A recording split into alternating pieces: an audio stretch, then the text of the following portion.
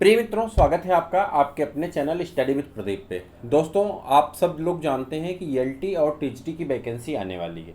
अब मुद्दा यह है कि इसकी तैयारी कैसे की जाए। तो एलटी के लिए जीएस की जो क्लास है वह तो सभी मित्रों के लिए चाहिए। तो हमने एलटी की जीएस की क्लास में 13 क्लास हमने करवा दी हैं।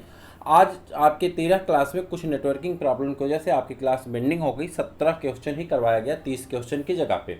आपने नहीं देखा होगा तो जरूर देखिए। जीएस की क्लास आपकी हम 20 से 22 प्रश्न के लिए आपके साथ वचनबद्ध हैं और हमारा पूरा प्रयास है कि हम 20 से 25 क्वेश्चन आपको अवश्य दिलवा सकें जीएस वाले पोर्शन में।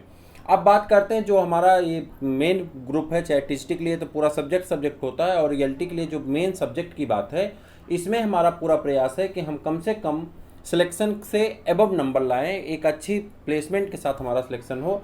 तो इस उम्मीद और विश्वास के लिए हम लोग आज से अपनी क्लास को स्टार्ट कर रहे हैं। मुझे पूरा विश्वास है, अपने आप पे यकीन है कि हमारी जो क्लासेस हैं, जो हमारी रणनीति है, ये हमारी रणनीति एकदम सार्थक सिद्ध होगी और हम अपनी कक्षाओं को बेहतर तरीके से करते हुए सिलेक्शन के करीब तक नहीं बल्कि सिलेक्शन को लेकर के आएंगे और एक बेहतर सिलेक्शन लेकर के आएंगे। ये नहीं कि बस सिलेक्शन के करीब जाना, नहीं, सिलेक्शन बेहतर सिलेक्शन लेकर के आना, ये पूरा उद्देश्य होना चाहिए हमारा। अब इसी उद्देश्य और विश्वास के लिए हमने पहली बार शुरू किया है आपके लिए प्रैक्टिस पेपर, जो कि आपके सामने है। इसका कल क्लास हमने आपकी करवा दी थी। क्लास 11th के यूनिट नंबर 5 का चैप्टर नंबर 1 मैंने कल आपको करवा दिया था।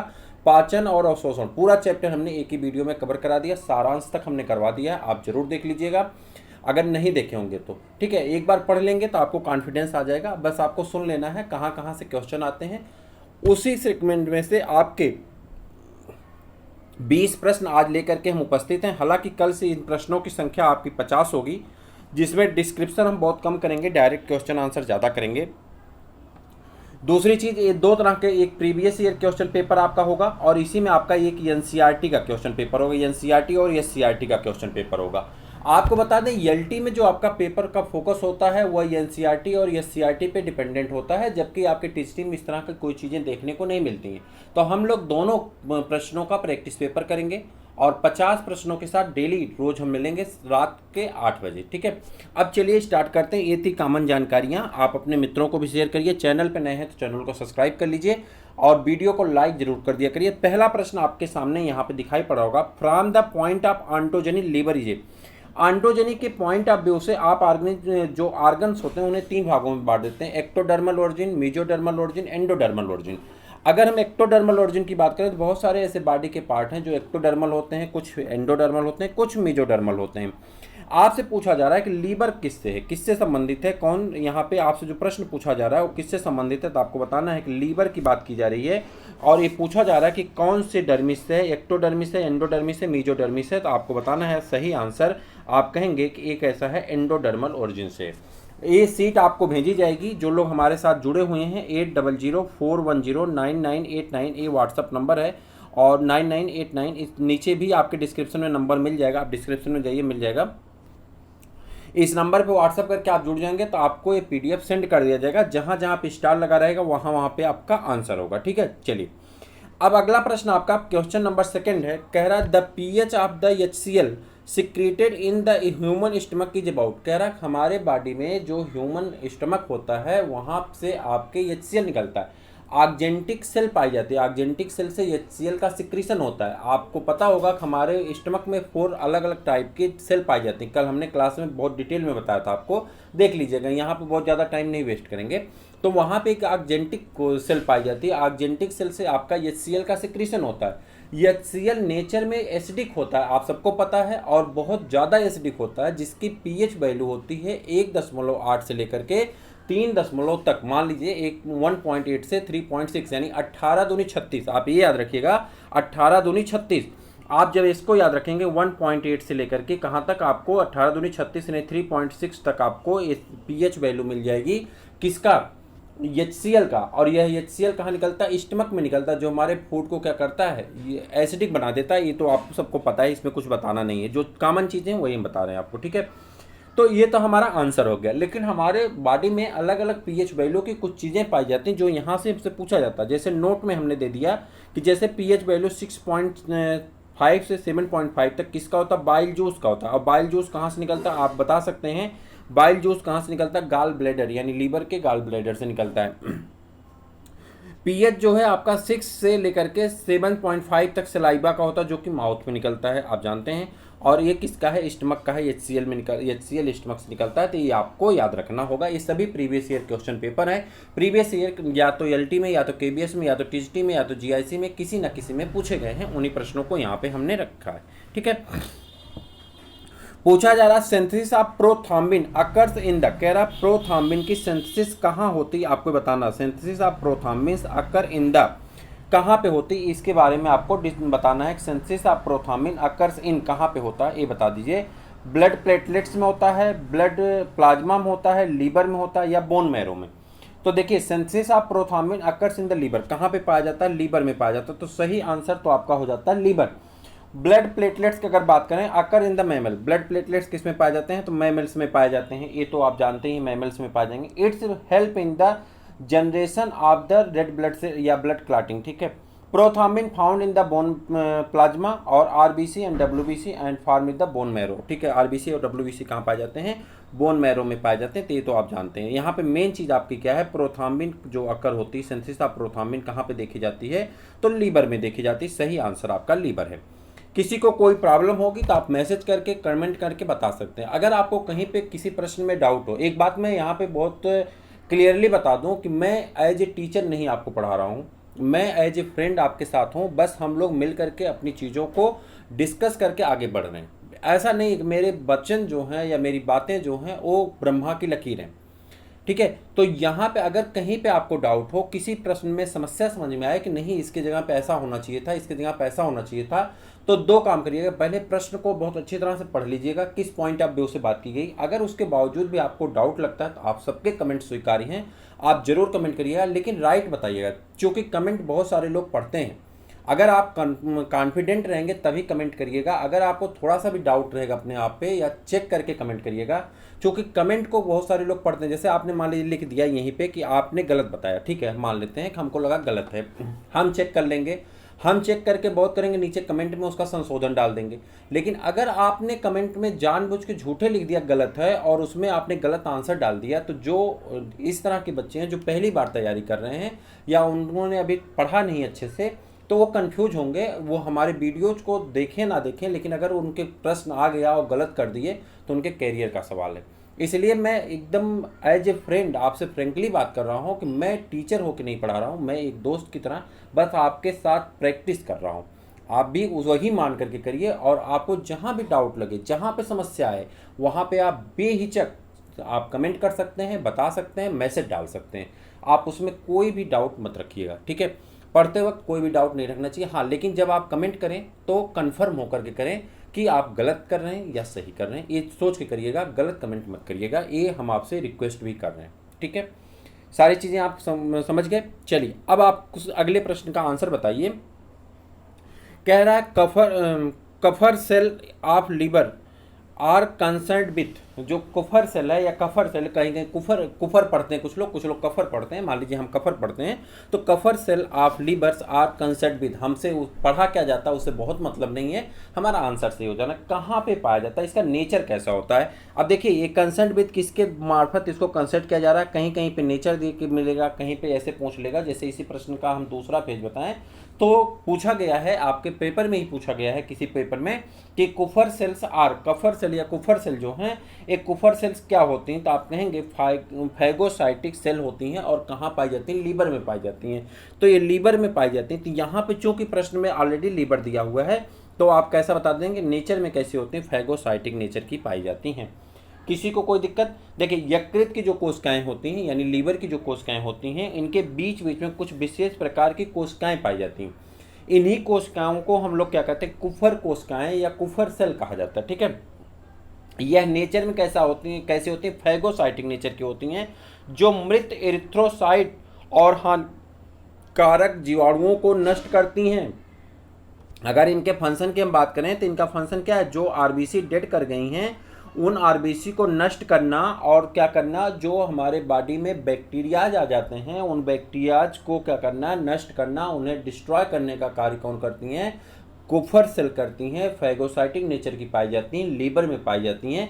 मुझे नहीं लगता कि इसमें किसी को कोई डाउट होगा, और अगर डाउट नहीं है तो आप सहमति जताइए, हम आगे की तरफ बढ़ते हैं। लाइक करके ज़रूर बताइएगा, अपनी सहमति ज़रूर जताइएगा कि आप सही हैं और आप इस बात को समझ पा रहे हैं। हम भी पढ़े हैं, आप भी पढ़े हैं, और ये एनसीईआरटी में ये चीज़ें लिखी गई हैं, सब लोग पढ़े हैं। बस अपने माइंड को हमें रीसेट करना है और फिर से नई चीज़ों को अंदर संप्रेषित करना है, जिससे हम ज़्यादा से ज़्यादा चीज़ों को सीख सकें, पढ़ सकें, जान सकें। ठीक है, पहला वीडियो है। अगले वीडियो से हम कोशिश करेंगे कि ज़्यादातर प्रश्न को कराया जाए। आज 20 प्रश्न है, एक बार सिर्फ हमारी आपकी कम्युनिकेशन सही हो जाए, हम आप एक दूसरे को समझ पाएँ, आगे से आपकी चीज़ें आप भी समझ पाएंगे। हम बहुत तेज़ी के साथ करवाते हैं, आप जानते हैं हम एक दिन में आपके बहुत तेज़ी से करवाएंगे, एक घंटे में हम 200 300 प्रश्न करवाते हैं। तो वो चीज़ें जब आएंगी तो वो भी किया जाएगा, लेकिन अभी बहुत ईजिली पढ़ते रहिए, मस्ती से पढ़ते रहिए, बहुत ज़्यादा आफत में पढ़ने की आवश्यकता नहीं। ठीक है, अगला प्रश्न आपका है, which of the following vitamin is essential for the healing of bound. Healing मतलब होता है ठीक करना, बाउंड मतलब होता है चोट को। कौन से ऐसी विटामिन है जो घावों को भरने के लिए आवश्यक होती हैं, यही हमसे पूछा जा रहा है। आप सबको ज्ञात है कि विटामिन जो होता है, ये विटामिन और मिनरल हमारे बॉडी के लिए प्रोटेक्टिव फूड के रूप में जाने जाते हैं। विटामिन को दो ग्रुप में हम लोग डिवाइड कर देते हैं, water soluble vitamin and second is the fat soluble vitamin. Water soluble vitamin included vitamin B and C. Vitamin B also known as the B complex vitamin, whereas the vitamin C is known as the water dissolving vitamin. ठीक है, जैसे और vitamin C कहाँ से प्राप्त होते हैं, तो आप कहेंगे जो जूसी हेयर वाले फ्रूट्स होते हैं वहाँ से विटामिन सी मिलती हैं। हालांकि कई बार आपको मैंगो इत्यादि दे करके भी पूछा जाता है, वहाँ पे भी विटामिन सी आपको मिलती हैं। सबसे ज़्यादा विटामिन सी किस में मिलती है, करौदा में मिलती हैं। करौदा आप एक फल होता है, आप में से ज़्यादातर लोग जानते होंगे, कुछ लोग नहीं जानते होंगे, तो आप सब्जी वाली दुकान पर जाकर उससे पूछेगा और दिखा देगा। इस सीजन में तो नहीं मिलेगा, अभी 10-20 दिन बाद आपको देखने को मिल जाएगा। ठीक है, बड़ी दुकान होगी तो हो सकता रखा हो, चटनी उटनी बनाने में यूज होता है। ठीक है, तो बात कर रहे हैं यहाँ पे कि हीलिंग ऑफ बाउंड घावों को भरने का काम करता है, तो कौन सी विटामिन है, विटामिन सी हो जाएगी यहाँ पे। और विटामिन सी को हम लोग क्या कहते हैं, एस्कॉर्बिक एसिड कहते हैं। इसका साइंटिफिक नाम जो है या कहते हैं केमिकल नेम जो है वो एस्कॉर्बिक एसिड हो जाता है। Liver perform several function. Liver विभिन्न प्रकार के घटनाओं को कार्य को करता है। One of these function are, उसमें से एक फंक्शन कौन सा है, हिस्टोलाइसिस है, डाइजेशन ऑफ प्रोटीन है, या ग्लाइकोजेनेसिस है। तो आप कहेंगे ग्लाइकोजेनेसिस जो है ये लीवर करता है। ठीक है, क्या करता है, ग्लाइकोजेनेसिस करता है। अब इस बात को ग्लाइकोजेनेसिस करता है। ठीक है, अब इस बात को हम लोग देखते हैं। यहाँ पे देखिए, ग्लाइकोजिनोलाइसिस एक टर्म है। Glycogenolysis is the biochemical breakdown of the glycogen into the glucose. कह रहा है ग्लाइकोजिनोलाइसिस एक टर्म है जिसका मतलब होता है, बायोकेमिस्ट्री का टर्म है जिसका अर्थ ये होता है कि जो ग्लाइकोजन है, आपको पता होगा कि हमने आपको कई बार बताया है कि ये मोनोसेक्राइड होता है। स्टार्च जो होता है हमारा क्या होता है, सेक्राइड इसे कहते हैं। मोनोसेक्राइड होता है, ओलिगोसेक्राइड होता है, और क्या होता है, पॉलीसेक्राइड होता है। मोनोसेक्राइड में आपके ग्लूकोज आ जाते हैं, फ्रक्टोज आ जाते हैं, गलेक्टोज आ जाते हैं। अगर हम डाइसेक्राइड की बात करते हैं तो यहाँ पे माल्टोज हो जाता है, उसके बाद लैक्टोज हो जाता है और सुक्रोज हो जाता है। अब हम अगर इस पे आ जाते हैं तो स्टार्च हो जाता है, सेलुलोज हो जाता है, ग्लाइकोजन हो जाता है। तो ग्लाइकोजन एक प्रकार का पॉलीसेक्राइड होता है, और इस पॉलीसेक्राइड को, ग्लाइकोजन को ग्लूकोज में तोड़ने का काम क्या कहलाता है, ग्लाइकोजन को ग्लूकोज में, देखिए ग्लाइकोजन को ग्लूकोज में तोड़ना ही क्या कहलाता है, ग्लाइकोजिनोलाइसिस कहलाता है। क्या कहलाता है, ग्लाइकोजिनोलाइसिस कहलाता है। लेकिन हमारे आंसर में जो टर्म है ग्लाइकोजेनेसिस है, इसका मतलब होता है, ग्लाइकोजेनेसिस का मतलब होता है इसका उल्टा, यानी ग्लूकोज से ग्लाइकोजन का निर्माण करना। ग्लूकोज से ग्लाइकोजन का निर्माण करना क्या कहलाता है, ग्लाइकोजेनेसिस कहलाता है। तो ये चीज़ आप जानते रहिए, और आगे भी इसका PDF मिलेगा तो एक बार रिवाइज कर लीजिएगा। ठीक है, चलिए, Biles help in the digestion of fat because. कह रहा है जो वाइल जूस हैं, वाइल जूस कहाँ से निकलता है, गाल ब्लैडर से निकलता है।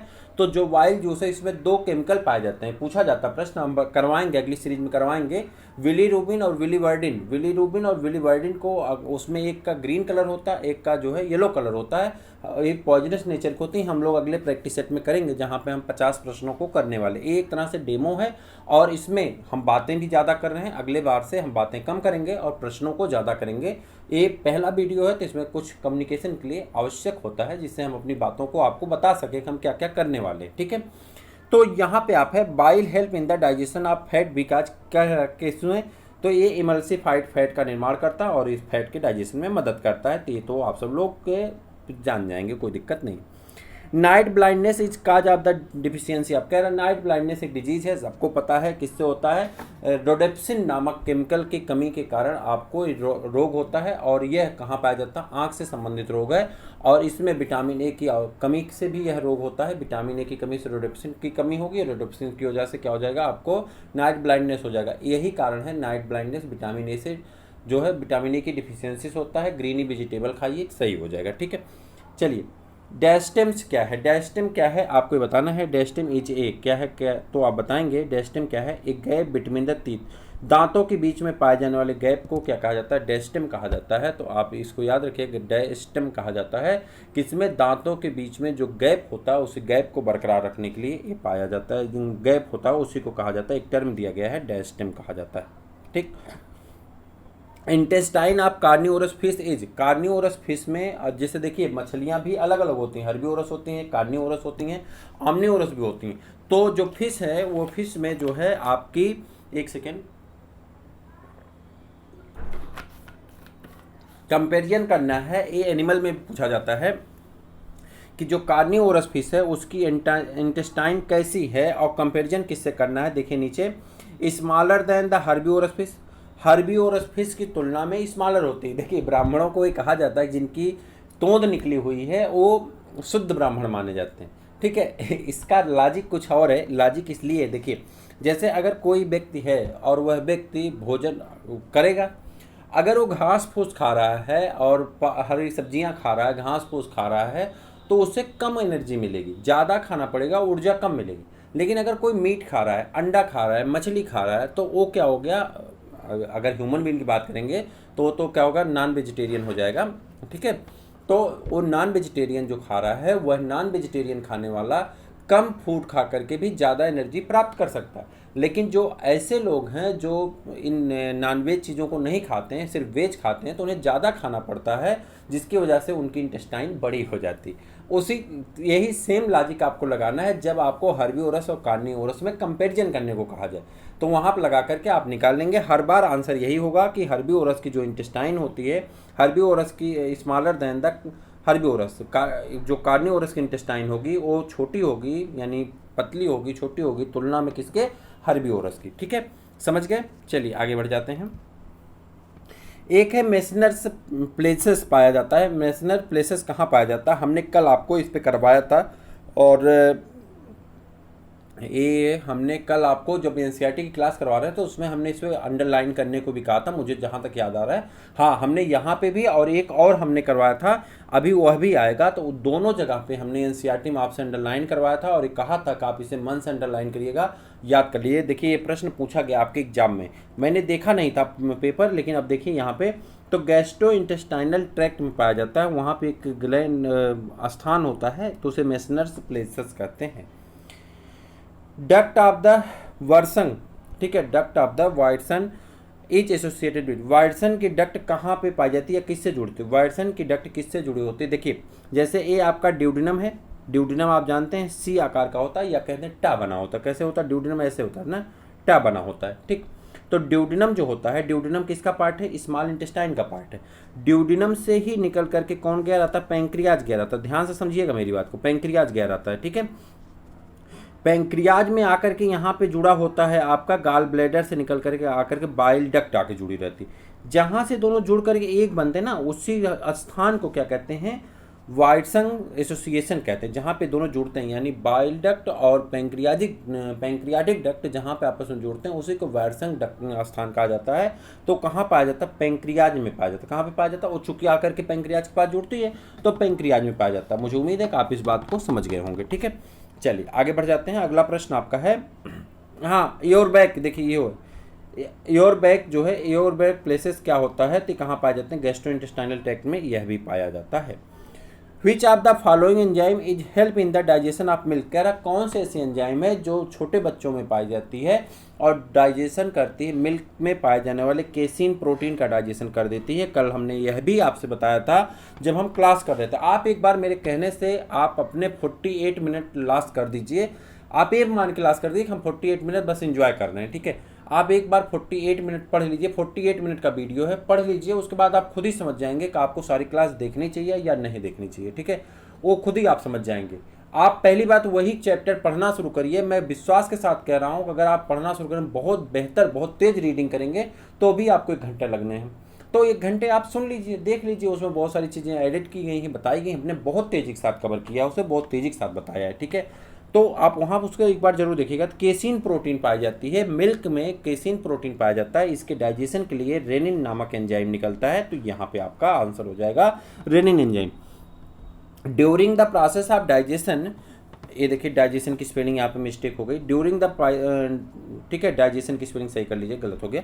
During the process of digestion the raw starch present in diet is digested. कह रहा जो रॉ मटेरियल हम लोग खाते हैं डाइट में वह डाइजेस्ट हो जाता है, और ये क्या करना है, डाइजेशन के प्रोसेस में raw material present in the diet is the digested. अच्छा, कहाँ पे डाइजेस्ट होता है, तो आप कहेंगे जो स्टार्च है वो कहाँ पे डाइजेस्ट होता है, तो आप कहेंगे उसका डाइजेशन स्टार्ट होता है तो माउथ से सलेवरी एमाइलेज करेगा, और जो बचा होगा उसे पैंक्रियाटिक एमाइलेज कर देता है। यानी पूर्ण रूप से पाचन कहाँ होता है, ड्यूडिनम में होता है, जहाँ पे पैंक्रियाटिक एमाइलेज आकर के स्टार्च को ग्लूकोज तथा ग्लूकोज में, या ग्लूकोज में ही कहिए, ग्लूकोज में तोड़ देता है। ठीक है, बाकी चीज़ें छोड़ दीजिए, ग्लूकोज में तोड़ देता है। ठीक, उसके बाद ये देखिए क्या है, चैलोगॉस। ठीक है, चैलोगॉसस स्टिमुलेट द सिक्रीशन ऑफ, चैलोगॉसस एक पार्ट है और एक किसके सिक्रीशन में मदद करता है, तो आप कहेंगे बाइल जूस के सिक्रीशन में मदद करता है चैलोगॉसस। ठीक है, याद रहेगा। राइबोफ्लेविन विटामिन किसको कहते हैं, विटामिन B1 को थाइमिन कहते हैं, B2 को क्या कहते हैं, B2 को कहा जाता है राइबोफ्लेविन।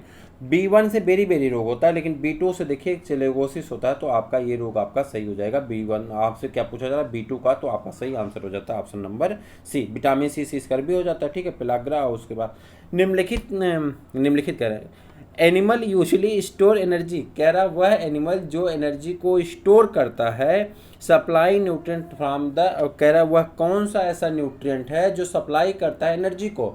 आपने कई बार डिवाइड किया, carbohydrate, protein, carbohydrate, fat, energy giving food.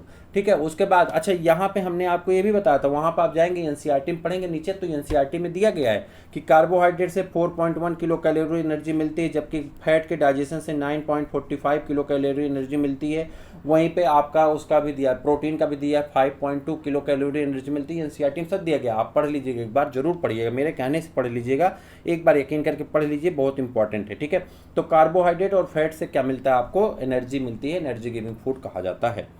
Which of the following inhibits gastric secretion, कौन ऐसा है जो गैस्ट्रिक सिक्रीशन को इनहिबिट करता है। प्रश्न देखिए, इनहिबिट पूछा जा रहा है, इनहिबिशन पूछा जा रहा है। ठीक है, इनहिबिट पूछा जा रहा है, तो ये देख करके आंसर मत गलत करने लगेगा। इनहिबिट करना है किसको, गैस्ट्रिक सिक्रीशन को, तो आप कहेंगे एंटेरोगैस्ट्रोस्ट्रान। कौन है, एंटेरोगैस्ट्रोस्ट्रान क्या काम करता है, जो गैस्ट्रिक जूस का सिक्रीशन है उसे इनहिबिट करता है, यानी उसे कम करता है। अगला प्रश्न और बहुत आसान सा प्रश्न आपके सामने है, और आज की सीरीज का लास्ट बट नॉट लीस्ट, यह श्रृंखला आपकी लगातार चलेगी, तब तक चलेगी जब तक आपका पेपर ना हो जाए। अभी एक क्लास चलेगी और बाद में यही क्लास की संख्या आपकी कई क्लासों में बंट जाएगी, जहां पे हम लोग सुपर फास्ट, वेरी फास्ट, ठीक है, only question answer, only assertion reason, ऐसे करके बहुत सारे सेक्शन हम लोग पिछली बार भी किए थे, इस बार भी किएंगे। फोकस क्वेश्चन, ठीक है, सिलेक्टेड क्वेश्चन और मोस्ट इंपॉर्टेंट क्वेश्चन, ठीक है, और रिवीजन क्वेश्चन, ऐसे करके बहुत सारी चीज़ों हम लोग करने वाले हैं, जो कब करेंगे, जैसे जैसे एग्जाम करीब आता जाएगा वैसे वैसे चीज़ें एडिट होती चली जाएंगी। आपसे बस एक रिक्वेस्ट है कि आप पूरी एनसीईआरटी को शिद्दत से पढ़ जाइए, मूड लगा करके पढ़ जाइए पूरी एनसीईआरटी को। एनसीईआरटी ये मान चलिए कि आपको रटी रटाई होनी चाहिए, पूरी एनसीईआरटी रट जाइए, बाकी प्रैक्टिस पेपर पे छोड़ दीजिए। मैं विश्वास के साथ कह रहा हूं कि एलटी जैसे पेपर में जिसमें क्वालिफाइंग मार्क करना दुर्लभ होता है, वहां पे भी आप 80 से ज़्यादा प्रश्न करके आएंगे, और जो टीचटी पिचटी है वहाँ पे आप 105 से प्लस प्रश्न करके आएंगे। आपको पता है कि 105-7 प्रश्न कर लेंगे तो आपका सिलेक्शन लगभग पक्का हो जाएगा। और अगर आप थोड़ी सी और परिश्रम कर लिए, अच्छे से प्रैक्टिस पेपर कर लिए, थोड़ा सा नोट्स बना लिए, जैसे कुछ ऐसे चैप्टर हैं जो ग्रेजुएशन लेवल के हैं, तो फैमिली वगैरह उनको भी अच्छे से पढ़ लिए, तो आप मान चलिए कि आप 112-115 क्वेश्चन पा गए, आपके सिलेक्शन को कोई नहीं रोक सकता है। तो आप अपने फोकस को अगर केंद्रित कर लेंगे तो आप बड़े आराम से कर सकते हैं। कोशिश हमारी पूरी है कि हम पूरे सिलेबस को टू द पॉइंट सब कुछ खत्म करा देंगे। बस आपसे एक ही वो है कि आप लाइक करते जाइएगा, वीडियो को रोज़ देखिएगा, सेशन को प्रत्येक दिन देखिएगा, अपने मित्रों को बताइए और चैनल को सब्सक्राइब करिए, करवाइए, ठीक है। बाकी चीज़ें हम पे छोड़ दीजिए, हम पूरी प्रयास करेंगे कि आपका सिलेक्शन जरूर हो। Which of the following secretion associated with the digestion does not have enzyme. कह रहा है कौन ऐसा डाइजेशन का घटक तो है, डाइजेशन में मदद तो करता है लेकिन वह एंजाइम नहीं रखता है, वह है आपका बाइल जूस। बाइल जूस है don't have enzyme, bile juice के पास कोई भी एंजाइम नहीं पाई जाती है। याद रखिएगा, बाइल जूस डाइजेशन में मदद करता है लेकिन एंजाइम नहीं पाई जाती है। तो यह इस सेक्शन का आज के सेगमेंट का अंतिम प्रश्न था। मुझे पूर्ण विश्वास है कि आपको अच्छा लगा होगा। आप चैनल को सब्सक्राइब कर लीजिए, अपने मित्रों को शेयर कर दिए और कमेंट करके बताइए कि क्या यह सीरीज कंटिन्यू रखी जाए या नहीं। आपके कमेंट के हिसाब से ही हम आगे की डिसाइड करेंगे कि हमें इतनी परिश्रम करनी चाहिए या नहीं करनी चाहिए। आपके व्यू के ऊपर डिपेंड करेगा, आपके लाइक के ऊपर डिपेंड करेगा कि मुझे इतनी परिश्रम करनी चाहिए कि हम क्वेश्चन को अलग अलग जगह से छांटें, फिर उसे टाइप करें, फिर टाइप करके आपके पास रिप्रेजेंट करें, फिर उसका PDF आपको भेजें और वह भी निःशुल्क आपके लिए काम किया जा रहा है। तो अगर आप थोड़ी सी मदद नहीं कर सकते हैं, चैनल को सब्सक्राइब नहीं करवा सकते हैं, लाइक नहीं कर सकते हैं, तो फिर भाई सोचना पड़ेगा, और सोचना पड़ेगा तो फिर आपको भी बुरा लगेगा और हमको तो बुरा लगेगा ही। तो हम नहीं चाहते हैं ऐसा हो, और हम जो चाहते हैं वही हो। तो आप ज़रूर लाइक किया करिए, सब्सक्राइब किया करिए, शेयर किया करिए। फिर मिलते हैं किसी और वीडियो में, तब तक के लिए इजाज़त दीजिए। जय हिंद।